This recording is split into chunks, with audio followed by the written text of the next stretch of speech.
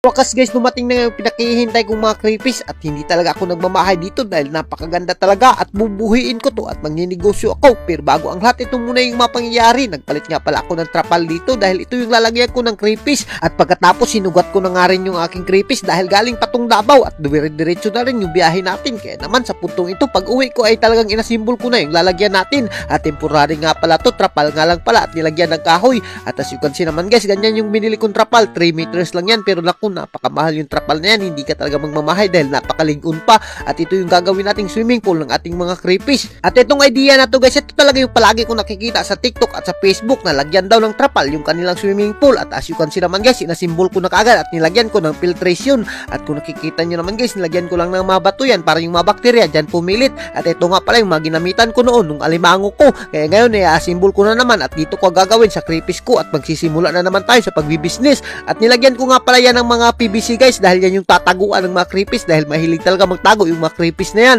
At sa mga hindi nakakaalam guys, yung creepies nga pala ay parang purma lang yan ng uwabang at parang magkalahi lang yan sila. Kung sa short pa, silingan lang yan sila. At sa puntong ito guys, dumating na nga yung pinakahihintay ko at matagal ko na talaga tong gustong mag-alaga ng creepies. Nung una, alimango yung inalagaan ko dahil hindi talaga ako makabili ng creepies at hindi ko alam kung saan ko bibili nito. Pero ngayon dahil nakabili na ako at pinadeliver ko pa ng malayo, ay alagaan ko na naman to at gagawin ko tong business pagdating ng panahon. At alam nyo ba guys, kunti lang talaga yung nag-aalaga dito sa amin ng creepies at mapipili lang yung nag-aalaga dahil hindi pa alam ng mga tao kung ano yung creepies. Pero ngayon naku, talagang napakasarap talaga nito ulamin, lalo na kapag ginataan mo at nilagyan mo ng buttered chicken na creepies. Naku, napakasarap naman talaga. Kaya naman dito paparamihin ko to at papaanakin ko to. Trio nga pala yung binili ko dito. Tapos you can see naman guys, tinistingan ko na kaagad sila pagbutang sa ginawa kong swimming pool nila at hindi talaga sila magmamahay. At pagdating ng panahon, lalagyan ko na naman to sila ng mga pangalan dahil napakaganda talaga to, lagyan ng pangalan. At kung nakikita nyo guys, yung may orange talaga yung kagat, yan yung lalaki at yung mga babae naman ay walang kagat. At mas maraming babae nga yung pinadala ko dahil para mas marami sila mga anak. At kung umabot ka sa video na to guys at kung mayroon ka ng karanasan pag about sa creepies, mag-comment ka nga dyan at bigyan mo naman ako ng konting idea kung paano to alagaan dahil sa kayo inoobserbahan ko pa at inaaral ko pa talaga kung paano mag-alaga nitong creepies.